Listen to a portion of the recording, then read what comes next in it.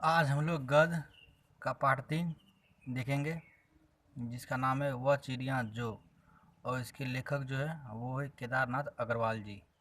इस चैप्टर का नाम और इसके कवि का नाम आप याद कर लीजिएगा, एग्ज़ाम में ये भी कभी कभी पूछ लेता है। तो इसी का पहला प्रश्न है, वस्तुनिष्ठ प्रश्न है जो कि एमसीक्यू टाइप होगा।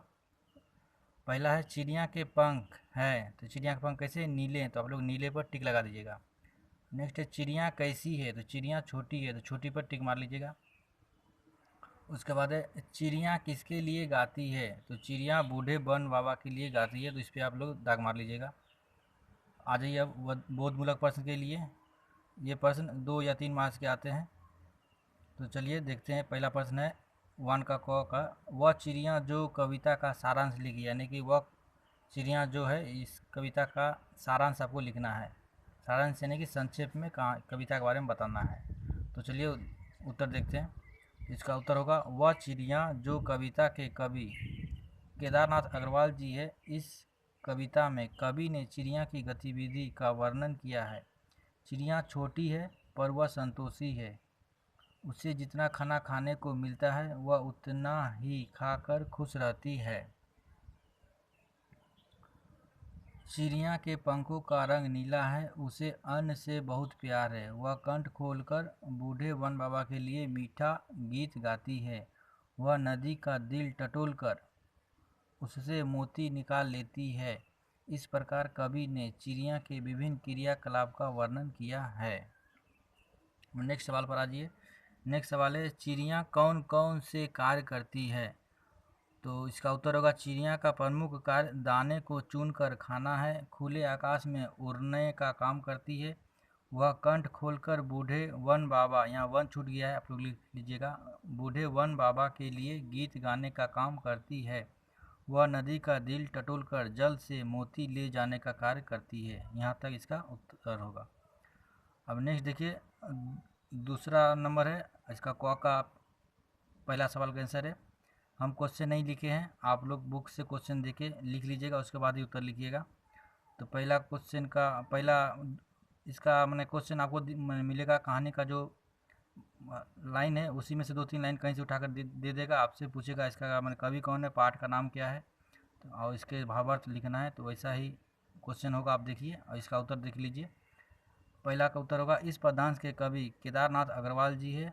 यह वह चिड़िया जो शीर्षक से उद्धृत है, या फिर आप इसे लिख सकते हैं यह वह चिड़िया जो शीर्षक से लिया गया है। वैसे भी आप लोग लिख सकते हैं। यदि आपको उद्धृत लिखने में असुविधा होती है या फिर याद करने में असुविधा होगा तो आप लोग लिख लीजिएगा शीर्षक से लिया गया है।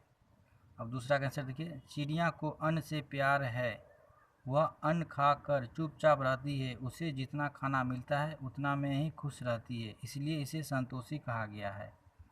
ऐसा यानी कि संतोषी चिड़िया को कहा गया क्योंकि चिड़िया को जितना खाना मिलता है उतना ही खाकर वह चुपचाप रहती है। वैसे ही चिड़िया से आप लोग भी कुछ सीखिए और चिड़िया की तरह रहना, माने जितना खाना मिले उतना ही खाकर आप लोग भी संतोष किया करिए।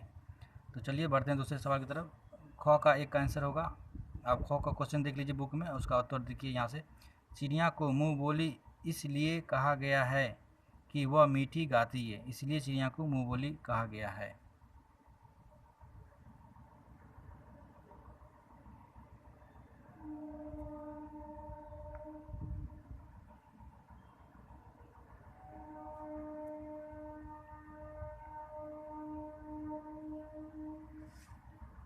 चलिए यहाँ से फिर से स्टार्ट करते हैं कि दिख नहीं रहा था। तो दूसरा का आंसर देखिए, इस पद्यांश के कवि केदारनाथ अग्रवाल जी है। यह वह चिड़िया जो शीर्षक से लिया गया है, आप लोग लिख लीजिएगा शीर्षक से लिया गया है। दूसरा का उत्तर होगा चिड़िया को अन्न से प्यार है। वह अन्न खाकर चुपचाप रहती है। उसे जितना खाना मिलता है उतना में ही खुश रहती है, इसलिए उसे संतोषी कहा गया है। इसके बारे में डिटेल हमने इससे पहले थोड़ा देर पहले बोला था। नेक्स्ट देखिए, ख का एक आंसर होगा चिड़िया को मुँह बोली क्यों कहा गया है, तो चिड़िया को मुँह बोली इसलिए कहा गया है क्योंकि वह मीठी गीत गाती है। दूसरा का आंसर है विजन का क्या अर्थ है, तो विजन का अर्थ है एकांत। चिड़िया को विजन से प्यार है क्योंकि वह एकांत में रहकर गीत गा सकती है, इसलिए चिड़िया को विजन से प्यार है। अगला है भाषा बोध। भाषा बोध के बारे में देखिए, पहला है पर्यायवाची, कुछ शब्द दिए हुए हैं, इसका पर्यायवाची लिखना है। जैसे कि पहला शब्द है चिड़िया, चिड़िया का पर्यायवाची होता है खग या फिर पक्षी। उसी प्रकार दूध का होगा दुग्ध और गोरस। नदी का होगा सरिता और वध। वन का होगा जगत या फिर बगीचा। इसी प्रकार मोती का होगा मुक्ता या फिर सुध को तीजा सुक्तिज। सुक्तिज आप लोग लिखिएगा, मुक्ता या फिर सुक्तिज मोती का पर्यायवाची है। अगला है एक बना दिया हुआ है, देखिए आप लोग बुक में, खट में या जोड़, जैसे कि वहाँ दिया हुआ है चिरी, चिरी में या जोड़कर चिड़िया बन गया, उसी प्रकार कुछ शब्द आपको बनाने बोले हैं। तो इसी के तौर पर हमने 2-3 एग्जाम्पल लेकर बनाया है। खट में या जोड़ देंगे तो हो जाएगा खटिया। उसी प्रकार चट में या जोड़ेंगे तो हो जाएगा चटिया। इसी प्रकार अली में या जोड़ देंगे तो होगा अलिया। ऐसे करके आप और भी लिख सकते हैं, फिलहाल इतना ही काफ़ी है। इसी प्रकार अगर एग्ज़ाम में आता है तो आप इसे जोड़ के बना सकते हैं। जो बाद में जुड़ता है उसको उपसर्ग बोलते हैं, सॉरी उसको प्रत्यय कहते हैं। इससे पहले वाला चैप्टर हमने आपको बताया था, आप उससे पहले देखे थे। इसको बाद वाले शब्द को प्रत्यय कहते हैं, इससे पहले जुड़ता है उसको उपसर्ग कहते हैं। तो चलिए पार्ट 3 का क्वेश्चन से यहीं पूरा खत्म होता है। मिलते हैं अगले किसी क्लास में अगले सवाल और उत्तर के साथ। और यदि वीडियो हमारी पसंद आया होगा तो वीडियो आप अपने दोस्तों को भी शेयर कर दें, ताकि वो भी यहाँ से देखकर अपना सही सही आंसर लिख के एग्ज़ाम में अच्छा नंबर ला सके।